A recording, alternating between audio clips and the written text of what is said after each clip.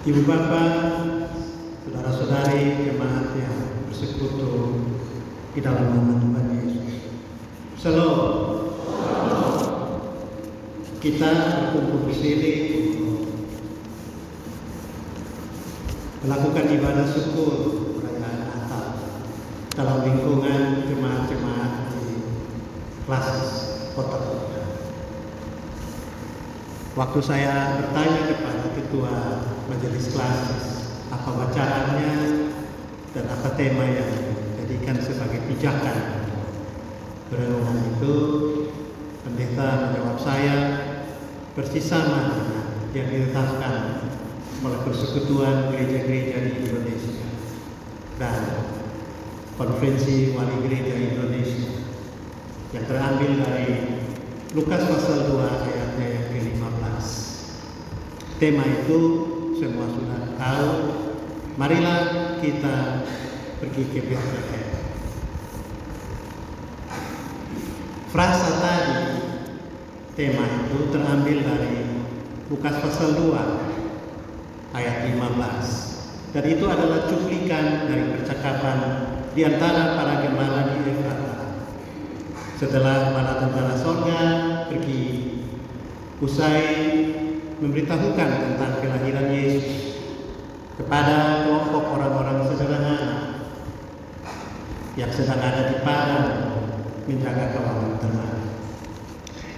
Bapak Ibu Saudara, oleh Persekutuan Gereja-Gereja di Indonesia, percakapan para gembala itu diangkat menjadi tema perayaan nasional Natal umat Kristen Indonesia. Saya mempelajari elaborasi dari tema ini sebagaimana yang dipahami oleh atau dilakukan oleh gereja-gereja di Indonesia. Lalu dari penelusuran saya itu sekurang-kurangnya ada 3 hal yang hendak ditekankan melalui perayaan, melalui tema. Yang pertama, untuk apa pergi ke Bethlehem? Mengapa pergi ke Bethlehem itu adalah sebuah keharusan bagi gembala-gembala. Yang kedua, apa yang dibuat ketika berada di Bethlehem? Apa yang menjadi objek amatan, tapi juga sebagai pokok percakapan dan perenungan ketika gembala-gembala itu datang ke Bethlehem. Lalu yang ketiga, apa saja yang dibawa pulang dari Bethlehem ke tempat aktivitas sehari-hari, bertemu dengan orang-orang yang menjadi sahabat dan teman dalam menjalani dan memaknai kehidupan. Itu apa yang ditegaskan oleh Persekutuan Gereja-Gereja di Indonesia. Karena konteks kita dalam ibadah syukur Natal ini adalah Natal dalam lingkungan jemaat-jemaat di Klasis Kota Kupang. Kita bertanya, jawaban apa dari Klasis Kota Kupang terhadap 3 pertanyaan tadi? Mengapa harus pergi ke Bethlehem? Mengamati apa ketika sampai ke Bethlehem? Lalu apa yang dibawa pulang sebagai wujud dari kunjungannya? Tentu saja mendatangkan sukacita, tapi juga menguras tenaga dan energi. Nah, saudara-saudara, untuk menjawab pertanyaan ini kita mulai dengan memaknai ajakan untuk pergi ke Bethlehem dalam konteks Lukas pasal 2 ayat 15 atau secara lebih luas ayat 8 sampai 20.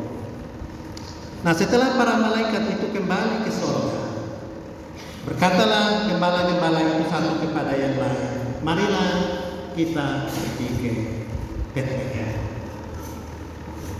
Lukas mengatakan bahwa penampakan para malaikat itu berlangsung ketika gembala-gembala sedang berada di padang menjaga kawanan ternak mereka pada waktu malam.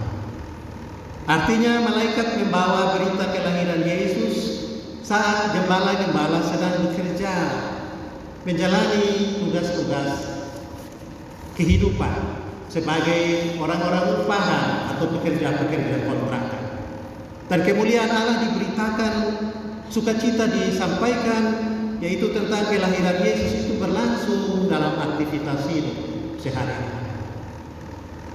Sukacita pengumuman tentang hadirnya Sang Penebus itu tidak hanya berlaku di ruang kebaktian atau tempat rapat majelis atau pimpinan jemaat, tetapi juga dalam lingkungan kerja, medan-medan yang penuh dengan tantangan, kesulitan, dan seringkali menimbulkan banyak luka dan kepahitan. Para gembala mendapatkan sebuah penglihatan yang dahsyat dan belum pernah terjadi sebelumnya, dan mungkin saja tidak akan terjadi lagi untuk jangka waktu yang agak lama. Bertolak dari informasi tadi, malaikat datang kepada gembala-gembala ketika mereka sedang bekerja. Ada banyak spekulasi untuk menyerang gereja karena menetapkan perayaan Natal di bulan Desember. Menurut para spekulan, tidak mungkin Yesus lahir di bulan Desember karena sudah mulai musim dingin. Atmosfer, suhu udara sangat-sangat tidak kondusif untuk bekerja di luar rumah, apalagi di padang terbuka. Selama musim dingin tidak ada domba yang tinggal di padang atau gembala-gembala yang bekerja di alam terbuka. Dan karena itu Natal di bulan Desember adalah sebuah pembohongan gereja terhadap masyarakat internasional. Itu kira-kira spekulasi yang dibangun berdasarkan berita Lukas pasal 2 ayat 8 sampai 20. Lalu kalau begitu bagaimana respons gereja terhadap spekulasi ini? Apakah kita cukup berdiam diri saja dan mengambil sikap acuh tak acuh terhadap bantahan-bantahan atau tuduhan-tuduhan tadi? Atau mestinya ada sesuatu yang kita lakukan untuk menanggapi atau untuk menjawab tuduhan-tuduhan? Bapak Ibu Saudara-saudara, kita bisa memakai William Barclay, seorang teolog tapi juga penafsir Alkitab yang terkemuka dan mendalam pemikiran-pemikirannya. Dia menolong kita untuk membantah tuduhan-tuduhan tadi, terutama dalam bahasanya tentang pekerjaan gembala-gembala, seperti yang ditulis dalam pemahaman Alkitab setiap hari kitab Yohanes di bab yang ke-10 ketika Yesus bicara tentang dirinya sebagai gembala yang baik. Menurut William Barclay, para petani di Palestina memiliki dua buah kandang, sama seperti petani-petani tradisional di banyak masyarakat agraris di timur, yaitu mereka punya kandang yang ada di sekitar rumah atau dekat perkampungan, tetapi juga ada kandang di padang jauh dari perkampungan. Kandang yang pertama menurut William Barclay ada di dekat perkampungan, masih di luar tempat pemukiman, dan kandang itu milik bersama semua peternak. Dan di musim dingin domba-domba dari seluruh penduduk dikumpulkan dalam satu kandang. Kandang itu dibangun dengan sangat kokoh, pagarnya tinggi, tidak bisa ditembus atau diterobos oleh binatang-binatang, tetapi ada satu pintu, hanya ada satu-satunya pintu. Dan sepanjang malam kalau musim dingin tiba, domba-domba itu masuk ke kandang itu, dan gembala-gembala, bukan hanya satu orang, biasanya satu keluarga, harus bekerja untuk menjaga domba-domba itu di malam hari. Dan mereka bekerja dengan cara tidur di pintu satu-satunya, pintu masuk ke dalam kandang itu, agar tidak ada domba yang bisa keluar, atau juga tidak ada serigala dan anjing hutan atau anjing-anjing hutan untuk datang mengganggu ternak-ternak yang sedang beristirahat tadi. Di Yohanes pasal 10, saat berbicara tentang gembala dan domba-domba, Yesus menyebut dirinya. Yesus berkata, "Akulah pintu." Ini yang dirujuk Yesus dalam sebutan tadi, yaitu kandang yang berada di dekat perkampungan, dan Yesuslah penjaga pintu itu. Bapak Ibu Saudara-saudara, jadi di musim dingin gembala dan domba masih berinteraksi, masih berada di padang, di dalam kandang di luar perkampungan. Walaupun musim dingin dengan udara yang menyengat, gembala masih ada di padang menjaga domba-domba yang dipercayakan kepadanya sebagai bagian dari kerja untuk membangun ekonomi dan mempertahankan kebutuhan rumah tangga. Dan penampakan malaikat di padang di bulan Desember karena itu bukan sebuah anomali geografi, dan bisa saja terjadi kelahiran Yesus jatuh pada bulan Desember. William Barclay juga menyebut kandang yang kedua. Kandang itu berada di padang jauh dari perkampungan, dan tiap peternak biasanya membuat kandang sendiri yang dikelilingi dengan batu-batu sebagai pagar. Dan pagar itu tidak terlalu tinggi, sementara pagar itu juga rapuh. Tapi kandang itu memang berguna sebagai tempat berkumpul domba-domba setiap malam. Dan pada malam-malam seperti itu, gembala-gembala melakukan patroli, memantau kalau ada binatang buas, menerobos pagar itu untuk membawa pergi seekor domba sebagai mangsa.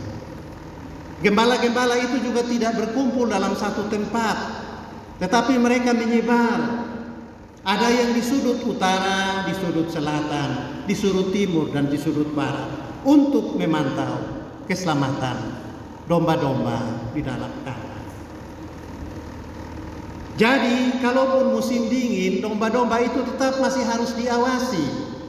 Meskipun sudah masuk kandang, bisa saja kandang yang di dekat perkampungan, tapi bisa juga kandang yang ada jauh di padang, di luar perkampungan. Apalagi bulan Desember itu baru awal musim dingin, dan belum tiba pada ekstrim musim dingin yang biasanya berlangsung pada akhir Januari dan Februari, sepanjang Februari. Jadi bantahan para penduduk itu bisa dipatahkan dengan menggunakan penjelasan yang diberikan oleh William Barclay. Tetapi juga ada peneliti Alkitab yang menyebut bahwa yang dimaksud dengan padang adalah satu kawasan peternakan milik imam-imam Bait Allah yang berlokasi di tempat yang disebut sebagai Migdal Eder, dan itu disebut di Kejadian 35 ayat 21. Dibangun sebuah menara pengawas untuk gembala-gembala itu memantau ternak-ternak yang dikhususkan untuk persembahan di Bait Allah. Migdal Eder adalah tempat penangkaran domba-domba untuk kurban bakaran di Bait Allah. Letaknya memang di padang, tetapi di situ juga dibangun kamar-kamar transit, semacam karantina bagi domba-domba yang dalam beberapa hari ke depan akan diberangkatkan ke Bait Allah untuk dipakai dalam ritus kurban. Apakah kurban harian atau juga kurban hari raya. Walaupun suhu turun di bawah 0 derajat, gembala-gembala dan domba masih tetap berada di padang dan perlu pengawasan. Bapak Ibu Saudara-saudara yang kekasih, apapun juga alasannya, penampakan dahsyat dari ribuan bala tentara sorga kepada gembala-gembala berlangsung saat mereka sedang melakukan pekerjaan menjaga kawanan ternak mereka pada waktu malam. Dan setelah makhluk-makhluk yang tidak kasat mata, yaitu malaikat-malaikat itu pergi, para gembala yang diliputi pesona sorgawi yang berserak di timur, utara, barat, dan selatan tentu berkumpul di satu titik. Dan setelah mereka bercerita tentang manifestasi luar biasa yang mereka alami pada waktu itu, berkatalah mereka satu kepada yang lain, marilah kita pergi ke Bethlehem untuk melihat apa yang terjadi di sana, seperti yang dikatakan malaikat-malaikat itu kepada kita. Di ayat 16, Lukas menyebut bahwa gembala-gembala itu cepat-cepat berangkat. Kelihatannya cerita itu segala sesuatu berlangsung dengan mudah. Padahal seharusnya atau semestinya tidak semudah apa yang ditulis. Keselamatan domba-domba jadi masalah kalau gembala-gembala itu semua berangkat ke Bethlehem. Karena itu gembala-gembala itu berunding, mesti dibuat kesepakatan. Ada rombongan yang pergi untuk melihat apa yang terjadi, tapi juga ada rombongan yang tinggal menjaga domba-domba di padang atau juga di kandang dekat pemukiman. Nah, Bapak Ibu Saudara, kita tidak tahu berapa jumlah gembala di malam itu. Yang pasti tidak semua berangkat ke Bethlehem. Mari kita bikin pengandaian. Jumlah mereka bisa di atas 10 orang. Kalau kita ingat cerita Yakub dan anak-anaknya hidup sebagai gembala. Karena itu kandangnya di luar, jauh dari perkampungan. Karena itu butuh satu keluarga besar untuk memantau keamanan domba-domba. Bisa saja gembala-gembala itu berbagi. Ada 5 yang pergi dan ada 5 yang tinggal untuk menjamin keselamatan domba-domba. Kita juga tidak tahu identitas gembala-gembala itu. Kita berandai lagi. Gembala-gembala itu adalah orang-orang Bethlehem. Itu artinya mereka itu Akamsi, anak kampung sini. Dan pulang ke Bethlehem bagi Akamsi, ya, artinya pulang dari tempat kerja menuju ke rumah. Dan itu merupakan momen yang menyenangkan bagi orang-orang yang telah terobsesi dengan kerja, tidak lagi memiliki waktu libur, atau yang ada dalam kerinduan kepada orang-orang di dalam kampung sendiri. Kerinduan paling besar dari orang-orang yang bekerja jauh dari rumah di tempat perantauan adalah pulang ke kampung halaman.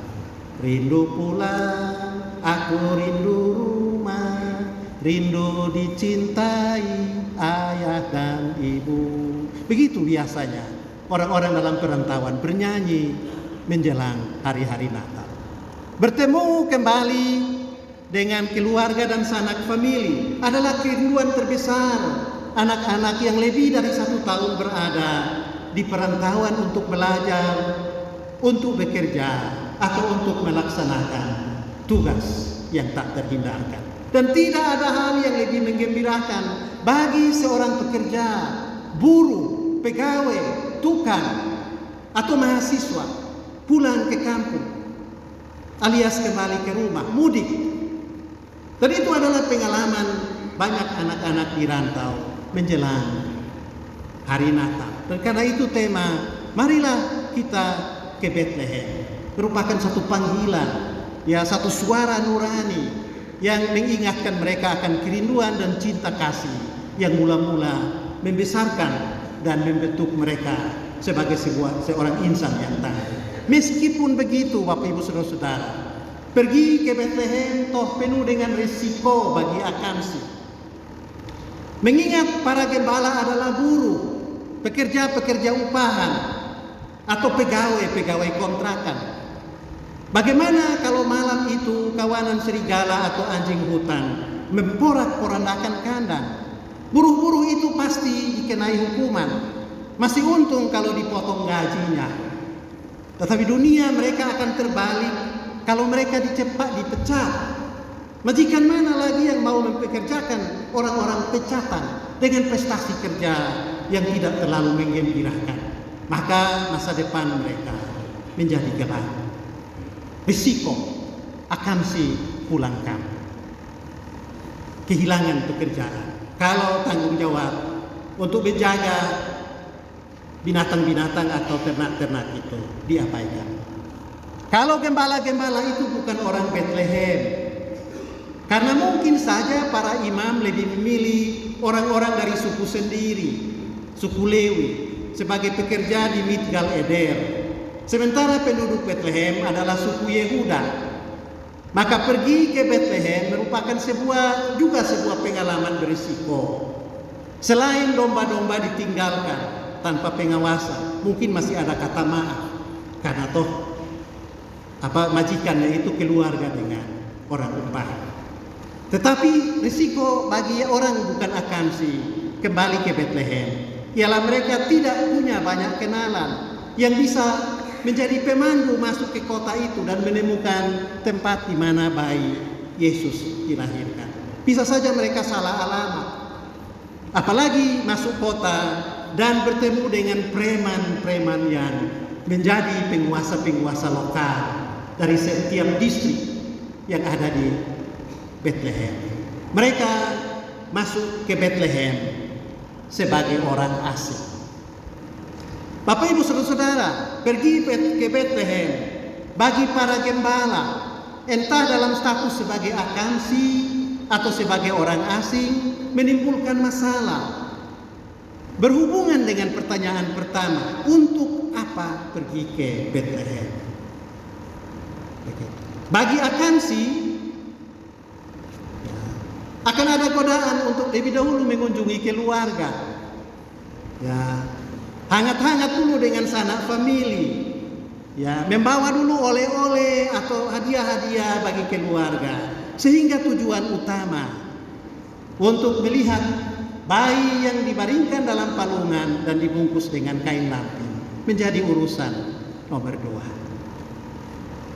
Dan itu pengalaman yang terjadi dalam banyak kegiatan mudik. Pulang untuk kasih tunjuk keberhasilan, sukses, dan semua yang berhasil diraih. Memperlihatkan kepada orang-orang dulu bahwa dia lebih berhasil. Ya, lebih sudah naik status sosialnya dan seterusnya. Bagi gembala bukan akamsi, karena tidak tahu alamat, bakal bertemu dengan preman-preman lokal, lalu mereka kehilangan nyali. Dan karena itu pulang tanpa bertemu atau berjumpa dengan bayi yang dibungkus dengan lampin dan berbaring di dalam palungan. Sampai di sini renungan kita sebagai pekerja-pekerja lingkungan jemaat-jemaat dalam wilayah klasis Kota Kupang.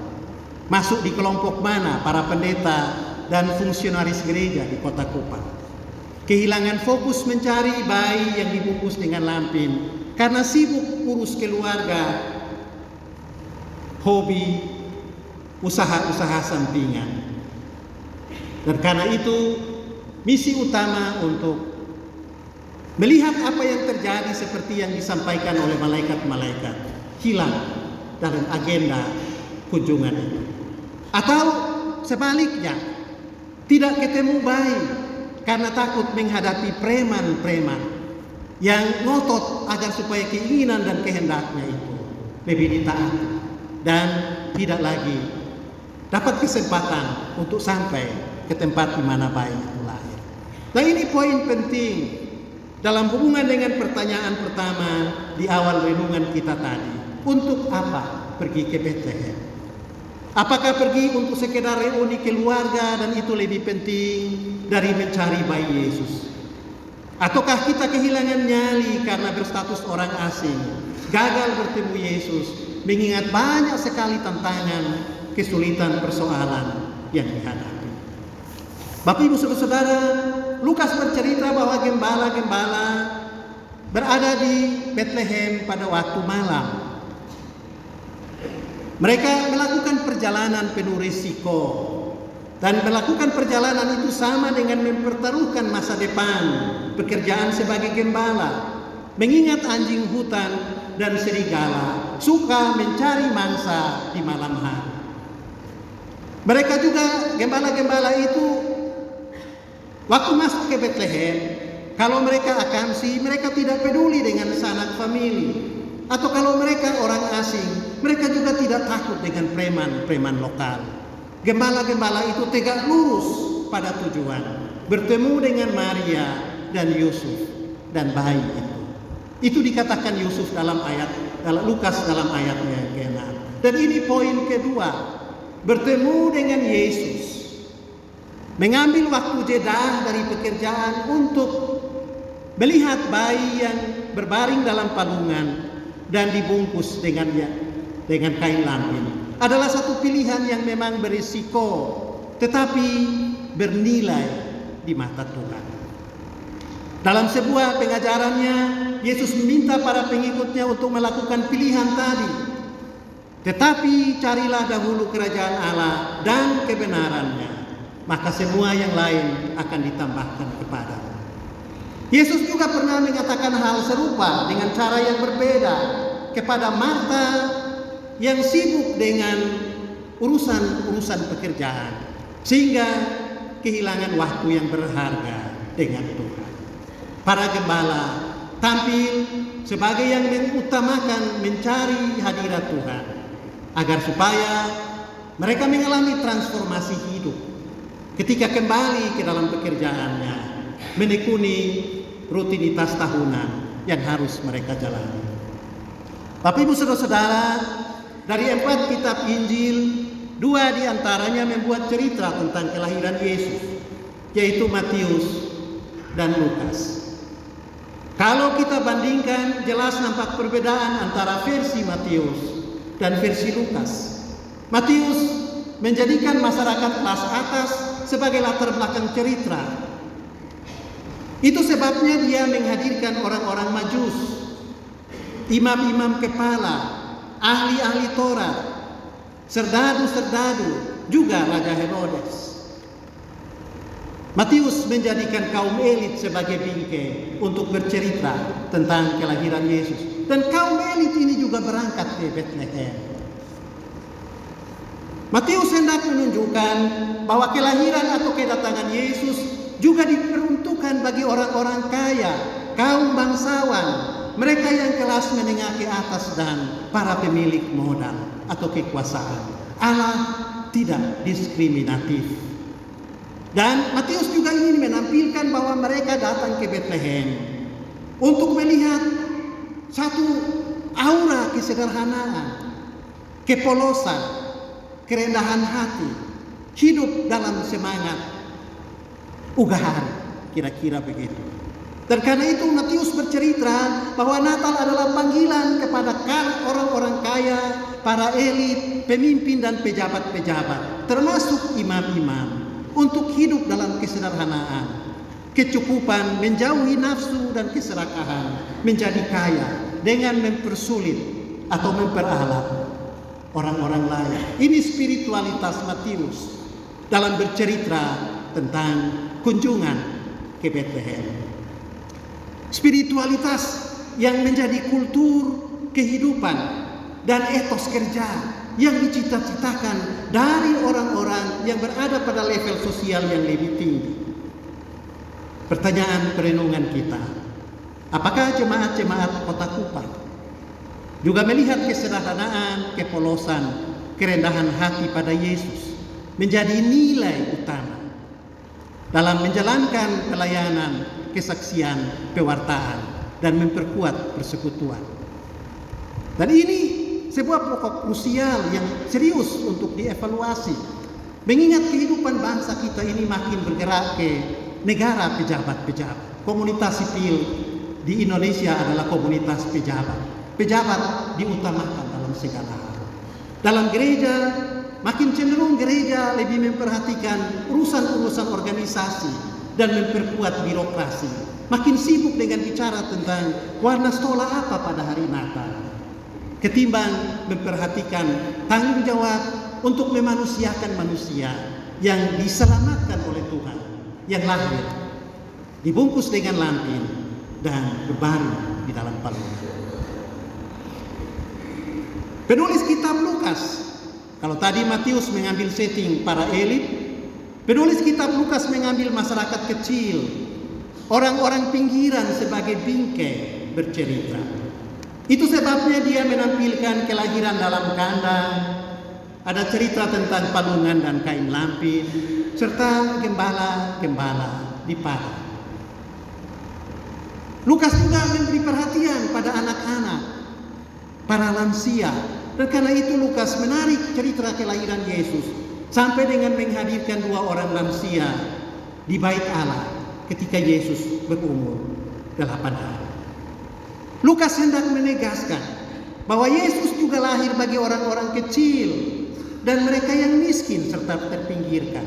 Kalau masyarakat dan elit politik memanfaatkan rakyat miskin dengan berbagai-bagai bantuan sosial yang bertujuan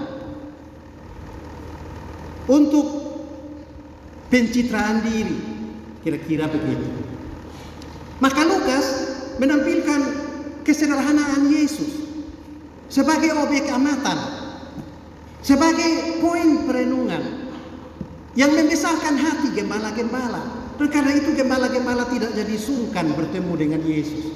Mereka pulang sambil memuliakan Allah, karena mereka melihat kesederhanaan yang mereka jalani itu bukan sebuah kenistaan bagi Allah. Begitu. Dan ini juga jadi pertanyaan untuk jemaat-jemaat yang ada di kota dengan berbagai kemudahan dan berkat-berkat yang diberikan Tuhan.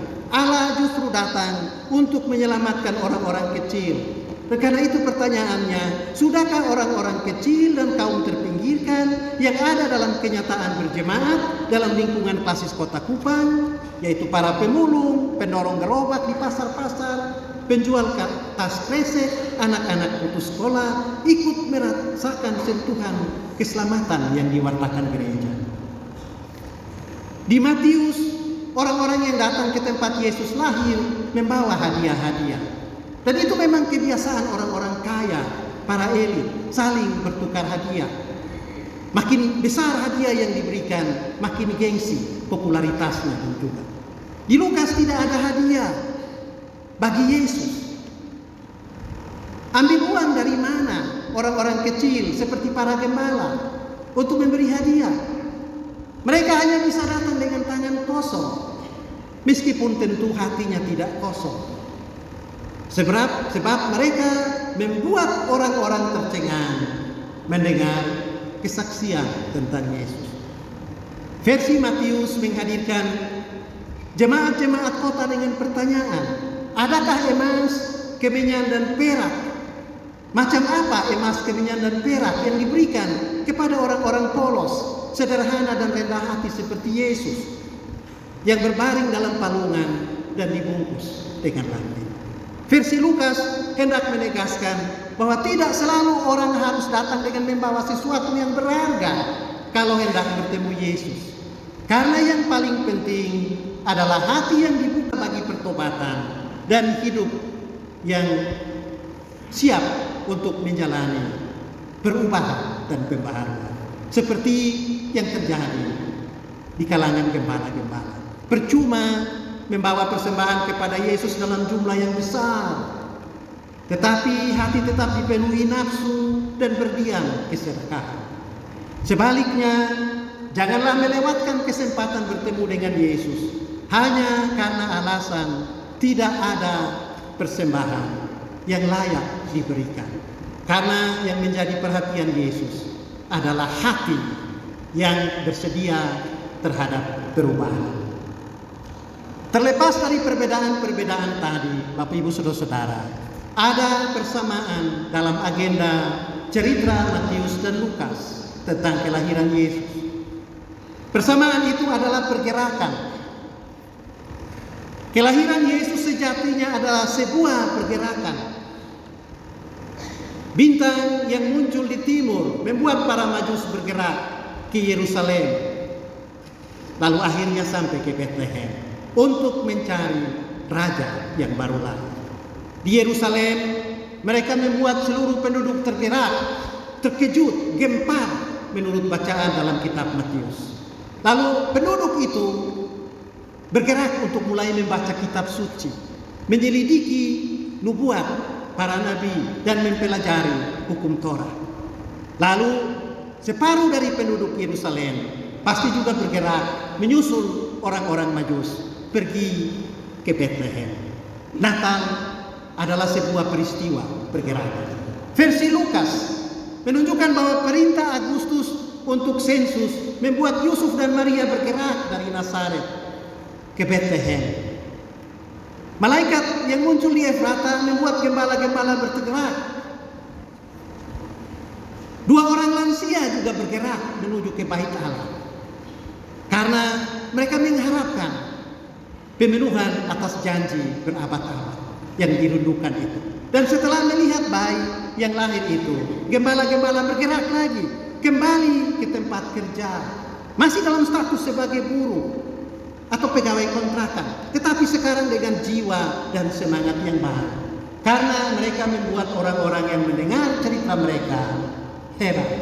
Ada 3 modus pergerakan yang dipicu oleh peristiwa kelahiran Yesus. Pertama, bergerak keluar dari batas-batas teritori dan geografi untuk pergi ke Bethlehem. Pergerakan itu bukan hanya pergerakan pulang kampung, tetapi pergerakan pulang ke nilai-nilai kehidupan asli, kehidupan yang otentik, yang mengukir identitas dan memberi dasar bagi semua pengabdian. Pergerakan itu juga adalah pergerakan dari tempat kerja pulang ke kampung, atau bagi orang Majus pergerakan dari kota besar datang ke desa yang kecil. Bahkan itu juga pergerakan internasional yang dilakukan oleh para Majus. Dan bukan hanya pergerakan lokal, regional, nasional, internasional, tetapi juga pergerakan kosmopolit. Sebab malaikat-malaikat juga keluar dari sorga untuk hidup dalam sebuah pergerakan yang baru. Yang kedua, kelahiran Yesus menimbulkan pergerakan spiritual, mencakup perubahan sikap hidup dan perilaku yang berabad-abad atau bertahun-tahun dijadikan sebagai adat istiadat. Setelah bertemu Yesus, menurut kitab Matius, orang-orang Majus itu pulang ke negeri asalnya mengikuti jalan lain. Mereka tidak seperti dulu. Mereka telah menjalani transformasi kehidupan. Kalau dulu mereka menjadikan ilmu pengetahuan, kekayaan itu sebagai show of power, show of name and glamour, sekarang mereka menggunakan kekayaan itu untuk menjadi berguna bagi orang-orang kecil dan mereka yang hidup dalam kesederhanaan. Mereka hidup atau mengalami transformasi kehidupan.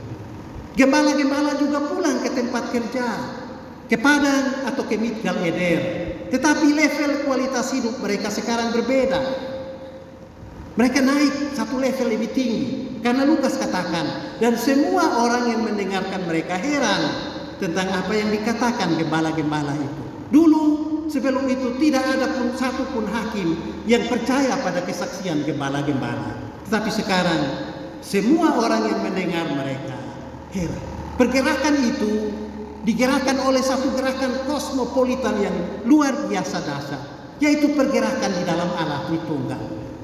Natal juga adalah sebuah akta pergerakan yang dimulai dalam diri Allah. Lewat kelahiran Yesus, Allah menunjukkan sebuah pergerakan yang bertolak dari cinta yang tak terkatakan besarnya. Pergerakan itu nampak dalam 2 hal. Pertama, Allah bergerak meninggalkan kemuliaan dan keabadian. Dalam popularitas dan kuasa, Allah menjadi miskin, menjadi seorang yang kecil, dan memanggil orang-orang besar, para pekerja, untuk datang melihat hidup dalam kepapaan dan kesederhanaan. Yang kedua, dalam Natal Allah bergerak secara spiritual, yaitu dari sikap yang memutuskan untuk menghancurkan bumi karena dosa. Sekarang Allah membaharui pergerakan, yaitu mengampuni orang-orang berdosa dan mentransformasi dunia dan manusia untuk kehidupan yang lebih baik. Bapak Ibu Saudara-saudara, mari kita pergi ke Bethlehem.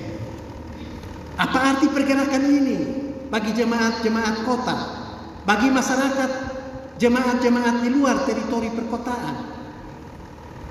Apakah ini hanya sekedar sebuah pulang ke Yerusalem karena rutinitas tahunan, karena tradisi budaya, atau karena aspek liturgi yang membawa kenyamanan, sukacita hanya dalam sesaat ketika kita berkumpul? Ataukah dia harus berdampak dalam kehidupan yang jauh dan panjang di hari-hari setelah kita pulang dari Bethlehem, melihat bayi yang berbaring dalam palungan dan dibungkus dengan lampin? Dalam devosi populer umat Kristen, kita semua kenal lagu yang berbunyi, 1000 lilin nyalakan, biar sinarnya memancarkan kemuliaan sorga. Nah, kalau jemaat-jemaat merayakan Natal, melakukan pergerakan yang meliputi pergerakan geografi, transformasi spiritual, pergerakan kosmologi. Lalu kemudian pengalaman perjumpaan dengan Kristus itu menjadi energi yang membaharui hati, hidup, mempengaruhi perilaku. Maka setelah bertemu dengan Yesus di tahun 2024 karena ziarah ke Bethlehem, maka Indonesia akan memancarkan kemuliaan surgawi. Karena orang yang pulang dari Bethlehem hidup sebagai lilin-lilin yang bercahaya, memancarkan kemuliaan surga. Dan itu akan berdampak sosial yang sangat kuat. Artinya korupsi berkurang, ketidakadilan lari tunggang langgang, dan berita tentang anak-anak stunting di NTT akan hilang.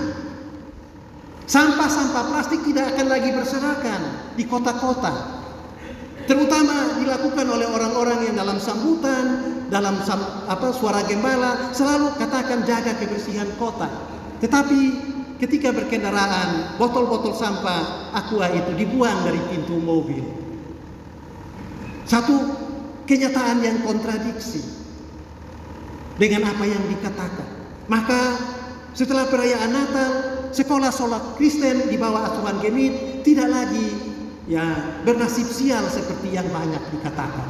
Karena orang mulai memiliki spiritualitas, kehidupan yang baru setelah pergi ke Bethlehem. Tapi ibu saudara, memang tidak semua orang yang pergi ke Bethlehem seperti yang dilaporkan Matius dan Lukas memiliki niat melihat bayi yang dibungkus dengan lampin dan berbaring di dalam palungan.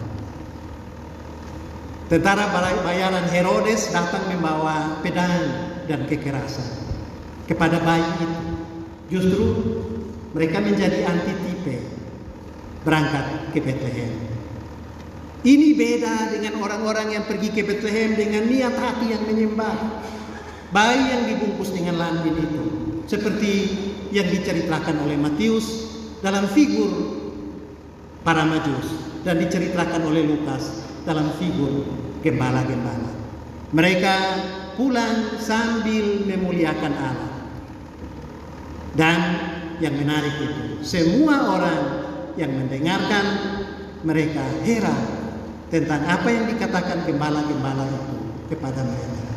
Karena mereka pergi ke Bethlehem untuk melihat transformasi kehidupan. Lalu mereka membawa pulang komitmen dan janji batin untuk mengerjakan transformasi itu dalam kehidupan, di ruang kerja dan aktivitas sosial mereka. Tuhan kiranya memberkati kita melalui pewartaan firman. Amin.